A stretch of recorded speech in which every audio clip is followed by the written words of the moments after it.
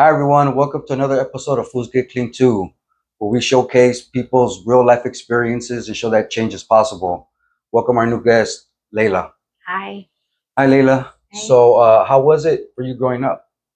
Yeah, so I'm the youngest of four kids. I grew up in New York, so I'm from Long Island originally. And my house was pretty tumultuous. Had I had three older siblings. We were middle class. I would say pretty general upper middle class. My dad was a pilot, worked in aviation. He still does. My mom was a stay-at-home mom.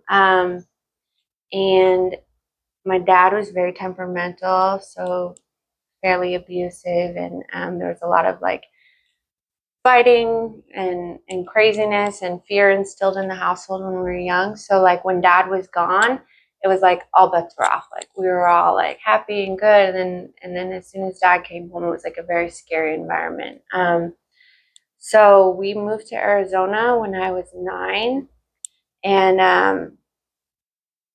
I didn't come to California until I was like 16. So my parents were always fighting, kind of separating. We were moving out of the house. My mom would take me and my brothers and sister to go live with my grandparents. And then it'd be like, oh no, like your dad is stressed about money. Like it's all good. We're going to go back to the house. I'm like, okay. There's just this constant, like, push and pull and going back and forth. And when I was 11, so when dad was gone, my mom would just kind of like, she was very passive, very like hippie, free spirited, but also very like kind of isolative, or Yeah. however you would say that. So she would just kind of be like passive in her room, and like my siblings would like throw parties, and there'd be a lot of alcohol and drugs, and in fact, like when my dad was around too, like people ask me all the time, like, was your dad an alcoholic? And I'm like, no, he's not one of us. But like the only time I bonded with my dad was when we are like drinking or Drinking, yeah. smoking weed together. And Yeah. like he's a happy drunk. So it was like the opposite. It's Yeah. like when he wasn't drinking, he was scary. But when he was drinking, like we're best friends, and I'm like 12 years old, taking shots with my dad, Yeah. ripping bongs, and we're like having what felt like a bond that I had craved so much from my childhood with my father as a young girl. So that was kind of a weird, way to have that like foundation of a relationship that was kind of um, fleeting. And yeah, my first drink was 11. Remember your first drink? I do. Well, there's two. The very first one was like a Corona. It was like a whole. I lied to my mom, said my girlfriend's mom was home, but she was out of town. We like I had one Corona extra, and Did you feel a buzz or you just? yeah, but I was kind of like this. I just liked like the secrecy and like the lying, and like that part was fun. And she had older brothers and like cute guys, and I was like, this is fun. Yeah. And then my first like drink experience, I guess, kind of like where people talk about having this like white light experience moment almost with drinking. I had Smirnoff wine coolers, lied to my mom, said whatever. My friend's mom was home. She was out of town. We got Smirnoff wine coolers. Actually, her mom fucking bought us Smirnoff wine. Like, thinking about that now, like buying 11-year-old girls, 12-year-old girls alcohol. I can relate. My dad was a cool guy. My dad used to buy us alcohol, like 12 packs, 18 packs. And and you think it's cool at that his age. theory was, as long as you're drinking in front of me, at least I keep an eye on you. For sure. That's You know what I mean? But it was when we left, we started doing the mischief. You know what I mean? So was it, when did drinking and drugs become a problem for you? I think I was like under the delusion that it was really fun for a long time. Yeah, it was fun till it wasn't. Right? It was fun with problems and then problems. But like the reality was, like from the get-go, as like a young 11, 12-year-old girl, the second I took a drink, like I was like down for anything you threw my way. So it was like I'm smoking weed that same night. I'm like kissing a boy for the first time. I'm like on cloud nine, and it's like at that time, like pressed ecstasy pills were huge. My brother was like selling, oxys and pressed pills. And so I remember like very shortly after that, I was taking like a little red transformer, ecstasy with whatever. It was like with heroin or with meth or whatever they threw in them. And you'd be rolling for like 12 hours. It was amazing. And so I was kind of just like, and luckily fentanyl wasn't around, Yeah, for sure. because like anything, any powders, pills, I'm like, sure. Let's see where we Shoot it go. up. Like, and I needed, little did I know that that was like my disease, right? Like progressing. But to me, I was like, oh, I'm just having a good time. And the only time I felt comfortable in my skin at that age was like inebriated, And so was I a daily drinker at 12? No, but like anytime I could get my hands on anything, I would. Yeah. And then you start surrounding yourself with Like-minded people. exactly. Yeah. So So how was high school for you in junior high? Was yeah. it a good experience for you with the drinking and everything, or how was that like? There were some good experiences in there, but when I like back to kind of what you were saying too, is like how it escalated. Like it's like what I was saying about the delusion was that like, oh, like my first drink, it was like a lot of fun, it was a great time. It's like, no, I was around older men, unsafe. Hindsight, yeah. Yeah, like getting sick immediately, and I'm like, well, let's do it all again. So it's like, was it actually like fun with like, was it? No, that's an abnormal reaction to substances. And my reaction to it was, I need more of it, the allergy was ignited. So junior high and high school was just a lot of that, just different, mushrooms, concerts, hanging out with older dudes, friends' parents that are buying us liquor. My own dad, same thing as your dad, like very similar. My dad's like, as long as you just do it in the house under my supervision, it's cool. But of course, that wasn't the case. So I'm like lying, to my parents, and lying. And then the different kind of like costumes came out, like the different facades and faces of Leyla, of like the Leyla I showed my parents, the Leyla I showed the boys, the Leyla I showed my friends, school, and it's like all these different versions, kind of that chameleon thing we talk about. It's like I learned to chameleon very quickly of like, who do you need me to be, and also drugs and alcohol made that really easy. So I did get through school, moved out to LA and finished up here. My parents had separated again, and I had been introduced shortly after. So when like real problems, I guess, started, at least like externally, I was just turned 18, freshly 18, living in Santa Monica, and I had been drinking, doing some blow, and I got arrested for the first time. I got assault and battery an officer. I got in a fight with my roommate's friends. We got in a huge physical brawl, and I'm like walking out of the apartment, and I have like, I'm like, I have to take all my assets. I had like a laptop and like some like stupid shows. My boyfriend at the time, who ended up being my little ride or die, who we went on a 7-year adventure together. No way. Yeah, which turned, he introduced me to oxys and then heroin, and then, we had a whole thing. So I refused. The cop grabbed me by the arm, and I just fucking lost it. And I was like, I'm fighting that man. Got assault and battery officer. They broke my nose. There's 6 male officers, Santa Monica Police Department, and LAPD, because I got brought into, that I had to serve time at Linwood, and they brought me into the courthouse at LAX, and the LAPD was like, "Who fucked you up? Like, who did this to you? Was it your dude? Was it?" I was like, "The cops." They're like, "They're fucking pussies, dude." No way, like, that's crazy. Like LAPD hates Santa Monica Police Department because they're like private. They're like, I could single-handedly detain you. Like it was very unnecessary. There were 6 male officers, 1 female present, of course, and like They like smashed my mugshot is literally, you can look it up. It's Leyla Hobbi because I spelled my last name wrong. And my forehead's like out to here. I have like short dark hair. Eyes are like black and brown nose. I have a broken nose and I served 2 weeks and then when they sentenced me to a month, No no way. priors. And that was my first introduction to kind of, well, to AA. They court ordered me to AA.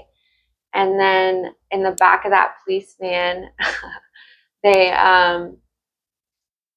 my boyfriend at the time, so I'm the only female in the Santa Monica holding cells, and we're in this the county, the bus, whatever. So all the men, there's like 20 dudes going from Santa Monica to the LAX courthouse, and I'm in like a little cage by myself, and he's 2 seats behind me. And I just remember I looked back at him. We've been dating for 2 weeks, mind you. And I looked back at him and he's like, I love you. And I'm like, it was like, just as like, that was the start of this, like, we're doing this. That's right. Yeah, and so we sent it. And we ended up, in various legal complications, domestic violence charges. We were living in a trailer park in Lake Havasu City, living my best life. That's right. I got arrested there, had a warrant out for my arrest that I didn't know about still until a year ago when someone had done a background check and was like, hey, you're still on Lake Havasu's most wanted. No I'm like, way. what? I had to pay them. But yeah, I got introduced to oxys, which like then that kind of started a quick escalation of my disease. How did you take oxys? You snorted to start smoking. Yeah, and then typical. I couldn't find oxys. Heroin. Got introduced to tar. I was smoking tar for a long time. It was always like, and my brother was a heroin addict as well. So like he started doing heroin when I was 12, around that time that I had first started exploring. I was like, I'll never be like him because I saw him stealing from my mom's, checkbook. I saw him stealing. He stole my shit. He stole my siblings' shit. He's ruining our house. He's in treatment centers, rehabs, detoxes, wilderness.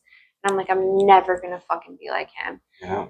And then it was like, oh, and I'm smoking heroin, and I'm like, I'm never gonna shoot heroin. I'm never gonna touch a needle. Yeah. That's a real junkie. Like, and I was able to like, again, those facades, like seemingly be a functional heroin addict, but it's like, the game. It's like throwing some Adderall, throwing some meth when you need it, some this, some that, just to like find the perfect concoction to semi-function. Mm-hmm. So yeah, that set me on that journey. And then how long was your drug use for, like your hardcore drug use? That was actually fairly short-lived. Like I was really I was smoking heroin for probably 2 years, and then I started using needles. I remember the first time I used a needle wasn't with that boyfriend. It was I was with a different boyfriend, went MIA, ended up like at a warehouse party that lasted 6 days in downtown LA in some creepy ass warehouse with some like crackhead. That's right. And he got me heroin. The dealer came and dropped it off, and he's like, have you ever shot dope? And I was like, no. He's like, try something else. And I was like that, what I started with, like how I was always down for the next big high, I was like, why not? Yeah. And that was like a game changer. I just went into another realm once I started using needles, and that didn't last very long. I would say I would only use needles for like a year and a half, maybe 2 years, because I just sent it. I mean, I was shooting my foot. I couldn't walk. I was missing veins, abscesses, like hospitals, overdoses, you name it, in and out of detox centers. And I kind of had a moment. My brother, who's a heroin addict, he had 9 months sober, and one day I'm living with a different dude who's actually a normie. He wasn't an alcoholic. He found me shooting up. My other brother was living with us at the time, and I was like, I'd overdosed in the bathroom, showers on, the long showers. Yeah. Running water. Yeah, it's like fucking 30 minutes, and he's like, "Are you good in there?" And he comes in, I'm on the ground, and he's like, had no idea I was using needles, and he's like, and I had been dabbling in and out of AA at this point, and I, in between in there somewhere, I won't go into it, but I broke my jaw. I got jumped. The dude I was seeing in the back of that policeman was uh, in a gang in Venice, and so he was affiliated, and I had been out and about with my friends when we were separated, and I got jumped by some of the gang members, and I had a traumatic brain injury, broke my jaw wired shut. So I'm literally sitting in my little like apartment in West LA with my roommate who's an ecstasy dealer, shoving pills under my door. I'm trying to stay sober because I'm like dabbling in and out of AA. Yeah. I'm shooting dope, jaw wired shut. I'm like 90 pounds, like just nasty. But full circle, I had a moment with my brother, and I called him because that boyfriend, like it was that look again where that he like looked at me and he was like, "What's wrong with you? Like this is so fucking sad." And he went to my other brother. He's like, "Yo, your sister's fucking dying in the bathroom. Like what?" And they take me to the hospital. I get 5150 because I was also on meth, and I saw some guy looking at me and it all weird. And Yeah. so I come out of 5150, and he sits me down, and he did the most loving thing actually he could do. Like he was like, what he put it in my hands. He's like, "What are you doing? What are you gonna do? Because you can't stay here." He's like, "I'm not kicking you out, but you can't stay here, and you need help." Yeah. And I called my brother, tail between my legs. Like I had so much pride to reach out to him and like tell him I had a problem, even though everyone knew. Yeah. And I was like, I don't know what to do. I need help. And he's like, "Perfect. Can you get on a plane in 2 hours?" And I was like, "No, give me 2 days." And he's like, "No, 2 hours, or you're not going." Get there, yeah. So my other brother dragged my ass in the car, and I'm secretly getting high the whole way to the airport, and they fly me to some treatment center in Arizona, which kind of like began my journey into treatment. And Did you stay clean after you left the treatment center? Or no, Okay. I started shooting. I was 6 months sober. I was living in sober living. I was volunteering. My house manager at that sober living volunteered for something called Shot in the Dark, where they gave out clean needles. So she had like needles and Narcan and shit. Yeah. So me and my roommate like cleaned the IOP center at night, and they had like big ass needles, not like they had like muscle shot needles. Yeah. And they had promethazine, but not with codeine. Like for some reason there was just promethazine in the cabinet. So we hit each other with the promethazine thinking we're gonna get high. And we didn't. It just like made us like, that's some real dope right there. Yeah. Yeah, so then we're like, all right, fuck this. We need like the real shit. And I was like, okay, but we're not gonna shoot it. We're not gonna shoot it. And we got the heroin, and we start getting high together. She overdoses in the car. I happen to have the Narcan because I had the little shot in the dark. Yeah. And I hit her with the Narcan, and I'm like, "You're too sloppy. You gotta go." And I'm like, convince myself I'm gonna go detox myself in a motel room in Joshua Tree. So I tell my manager, it was my birthday. Very sad.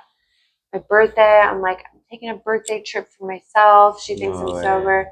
She's like, "Okay." And I go to this motel room with a fucking 2 grams of heroin in my trunk, and I cold turkey just sit in that bed for 2 days straight, get cleaned up. My family finds out where I am, what's going on, and they're like, "Hey, I had my dad's car," and he's like, "If you don't get to a rehab right now, we're reporting the car stolen. You're gonna go to jail." No way. And I was like, fuck. So of course, after sitting through cold turkey detox for 2 days, I fucking shoot up the rest of the heroin and go into that detox center.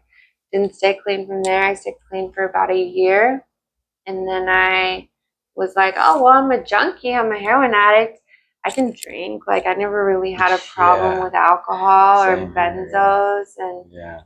so I went out and ran amok drinking.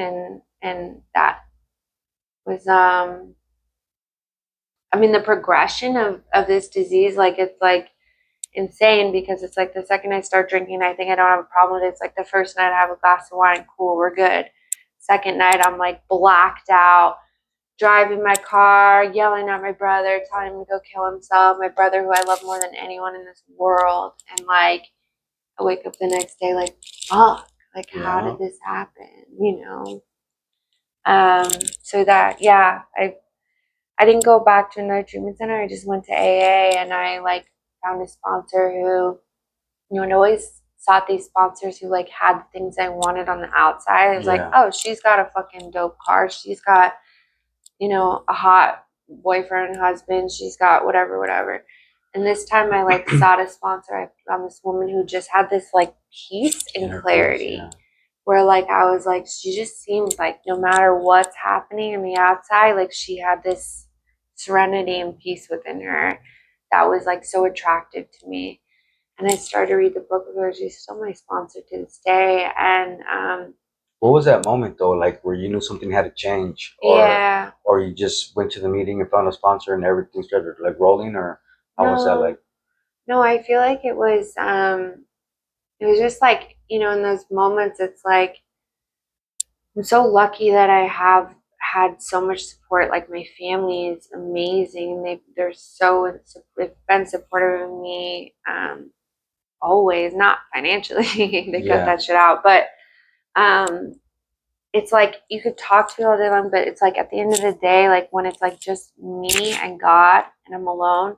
And I just remember like being on my kitchen floor, just like scream crying, like, I can't do this. Like, help me. And I didn't even really believe in God. I didn't know what that was. I had a hard time with that. But I was like, there's got to be something. Like, I believe that this woman and some of the women I've met, seen in the rooms, have been to some of the places I've been, done some of the things I've done, and had a solution to something. And so I was like, there's got to be something there.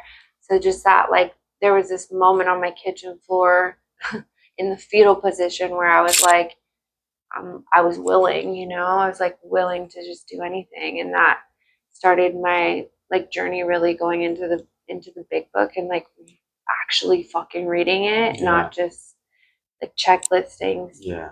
that shit and pretending like I'm doing the dance by going to meetings and getting commitments and having a sponsor that I don't call. It's like actually started to understand this language and the history of AA and identify with that. Like, oh shit, like this is a disease that like that there's a solution for, contingent on the fact that like I do this work daily and like continue to do this work and then share this and help someone else, which was the key component for me. So I think until I started helping people, I really didn't find that freedom or relief, you know? Yeah, being a service, that's that's a big component to my recovery too, right? Yeah. Because especially because I work in treatment, right? So like people tend to make that their recovery. You know what I'm saying? And you're helping somebody, but you're getting paid to help. So Yeah. that doesn't count. You know what I mean? But there's people that I came across that have 3, 2, 1 year clean, and they're miserable. Yeah. You know what I mean? That's because they're not being a service. They're not helping anybody else. They're not giving the message away to somebody else. Yeah. You know, and I find when I'm of service, whether it's giving more referrals, whether it's taking people to meetings, whether it's getting people plugged in with sponsors or a sober support network, you know what I mean? Like, and I know it's a selfish thing to do, but it's selfless at the same time, if that Yeah. makes sense. You know what I mean? Because I'm doing it to help them, but it's helped me in return. Yeah. You receive tenfold. Yeah, for sure. By giving. Yeah. I know, and I think it's so interesting with what you said about working in treatment, because it's like I don't know if for you, like you learned that experientially, but I had the same thing where you feel like you're being of service, but when there's money attached to it, Yeah, it's not the gotta same. be different. Yeah. And there's a lot of staff that relapse or like live miserable because they make that their program. Yeah. Right. And like that's what I tell all the staff that work for me or I work with. like you have to maintain your recovery outside of work. Yeah. You know what I mean? Like to keep that peace and to be of service. Yeah. You know? You got to separate and Yeah. program. So what does your life look like today?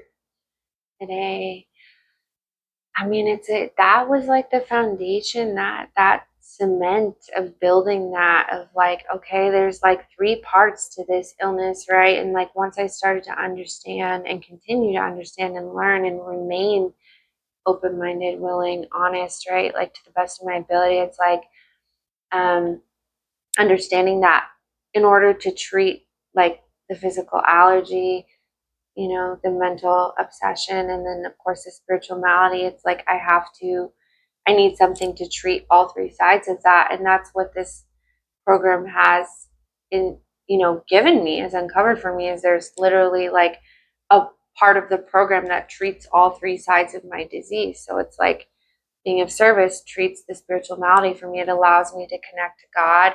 It's like it's no longer Layla, the Layla show, or the self-centeredness that will eventually lead me, the stories and the lies, to the big granddaddy lie of I can drink, I can smoke a joint. I had a problem with heroin. I didn't have a problem with weed, or like I can fucking do some ayahuasca, like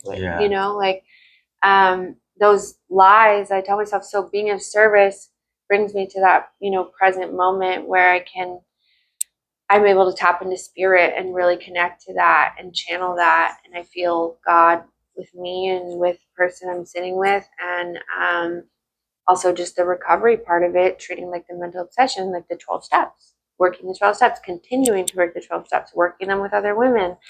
And having daily reprieve to build on that. Like I'm very ritualistic. I feel like a lot of same, addicts are.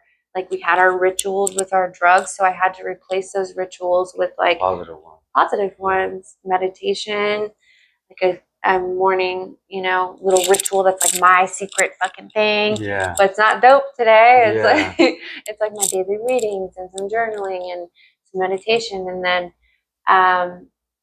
then the fellowship, community, unity, and like being with other sober alcoholics, and like having that common peril that we all identify, no matter what our backgrounds are, what we look like, what, our economic situation is. Like we all have the same fucking shit. And so it's cool because it places us on this equal playing field. Like we have this problem of, I feel like I hear it in the rooms a lot, of like better than or worse than. It's like my pride will tell me I'm either like too good for this shit, or I'm not enough. I'm not good enough. I don't fit in. I'm different. So it's like cool because it's like just connective. So today, I've also worked in treatment for the last 6 years, um, and I love that, but I have had to really separate my own program and learn that the hard way, because I got really burnt out working in treatment. And it's very depleting, and I love it. And I've got to created a woman's house, a women's transitional living home in Mar Vista, that we wanted to offer affordable housing to women there because it's such an expensive part of town and there really wasn't a lot of options. So it's my life today is like, as long as I do my very simple, it's so simple and doable too. That's the thing. It's like, forget all the, like, it's not that complicated. It's like, as long as I just do,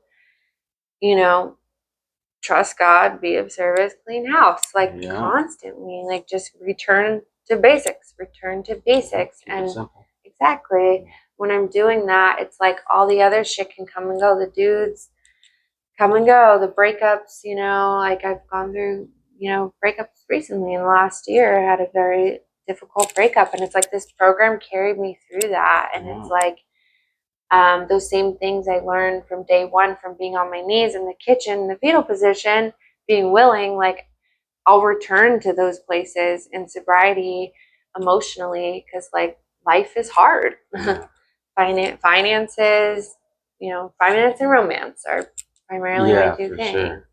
So it's like today, it's cool because it feels like what this program has given me is like anything is really possible. It's like, oh, you created a fucking podcast. Like that's crazy, amazing. Yeah. Like you were a hopeless Dope for dope sure. fiend. Yeah, yeah. And it's like, here we are sitting here talking about God and spiritual Recovery. principles and recovery. Yeah. It's like, that's the same for me. Like, did I ever think I was going to, be an owner of a sober living home to help other women? Absolutely not. That wasn't even in the cards for me. And it's like, it's what I hear all the time too is like, if God would have given me what I wanted, I would have been sold so short. Yeah, 100%. So short. Yeah. It's like now it's just this expansive, like, oh, I want to create a life coach company. Cool, let's try that. Let's do this. Let's do that. And my life is like pretty simple today. Like the and it's fun. It's like I still go out to bars, I go to concerts, I go to festivals with my girlfriends. I'm like, it doesn't even bother me. I'm like, I can hang. And in fact, people like are inspired by that. And then you'll see people who are like drinking, maybe they have a problem, maybe they don't. But they're like, how are you sober and having the time of your life? And I'm like, this is so much better than any dope I ever shot. I used to go to there was a club called Original Mics in Santa Ana before, right? They play old school funk music and West Coast 90s hip hop.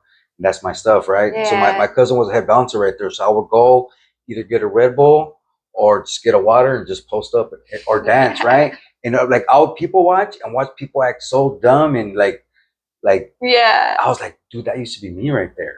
You know what I mean? Bumping into someone and get crazy, like Totally. yeah, but yeah, and people used to always like give me drinks, right? And I'll be like, nah, I'm cool, no, give it to me, and I'll just hand it to somebody else. Yeah. You know what I mean? But so like that's what people get the misconception just because you're clean or sober that like fun doesn't happen anymore. Exactly. You know what I mean? Like I just came back from Vegas recently. Yeah. You know what I mean? Like I love going to concerts, comedy shows. You know what I mean? And I actually remember what I'm doing. Yeah. You know what I mean? Exactly. And I don't have to worry about getting arrested driving there. Yeah. You know what I mean? It's like and there's a couple of times in this past year, New Year's and stuff, where I drove and went through a checkpoint. Yeah. Right. And now like I didn't think twice, right? But I remember going through checkpoints when I was in my addiction and like trying to find a way to get out of that line, you know?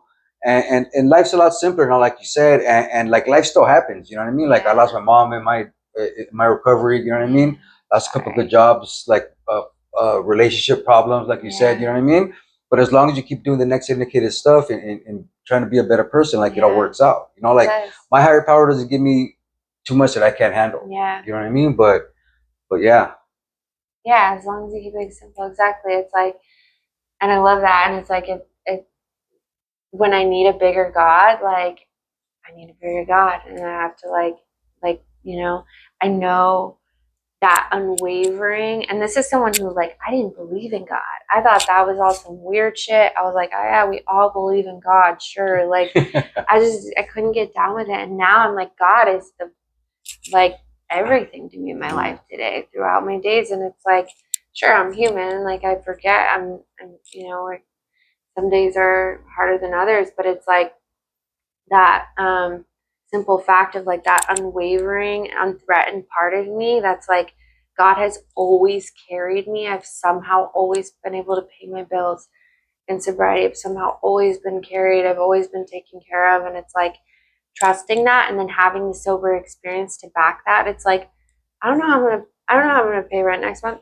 We'll figure it out. Yeah. We trust it. Yeah. And like that's how, I live my life today, and it's like beautiful. Such a full transformation. It's like a different person. Is there anything you want to plug or anything you want to tell the people what you're doing out there? Yeah. So now I'm getting ready to open a house with Rise and Recover. It's a women's sober living home in Redondo Beach. So they have an IOP PHP program as well. They work with other programs, but it's going to be a dope house in Redondo Beach. I'll be like living there and starting it to get it off the ground, and so I'm really excited about that. They're such a great company. Like they are some of my closest friends and homies for the last like 7 years, and to see them all come together and create this has been beautiful. So I'm super excited to be a part of that. Alchemy House is my baby, and that's the women's house in Mar Vista. I've got that off the ground and started it, and then kind of let that one go, and it's full. I mean, the house is always full, and it's running beautifully. So those are my two Love. That's right. Yeah. How can people get a hold of you? Do you have any social medias that they can follow you at or anything? Yeah, my Instagram is Leyla Hobbi with a underscore.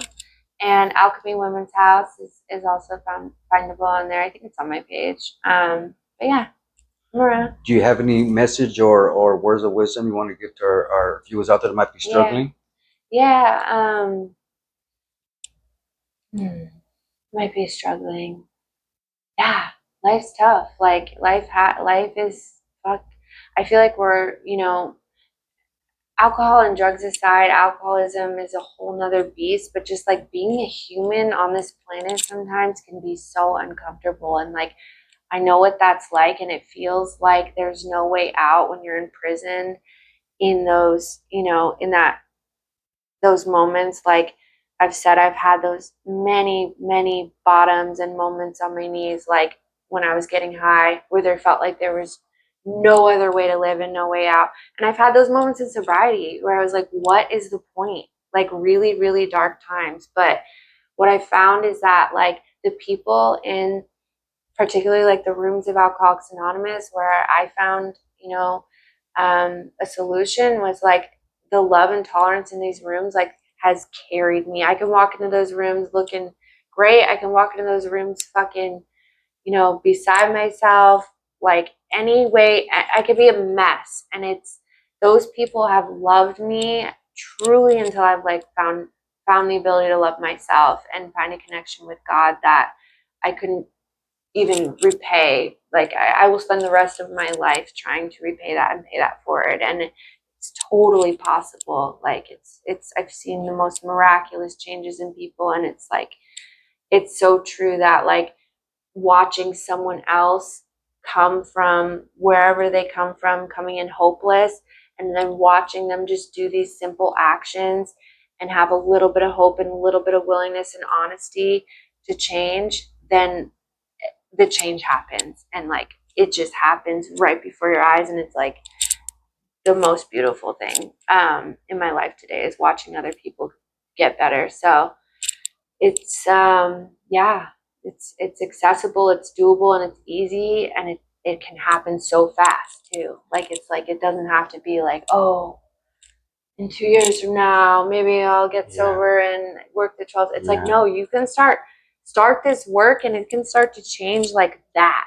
And your stories change, your perspective changes, and your people change, and your scene changes, and your fucking life changes, and it's amazing. So like they say, the road to hell is paved with good intentions. For sure. And tomorrow never comes sometimes. Yeah. We're not promised it.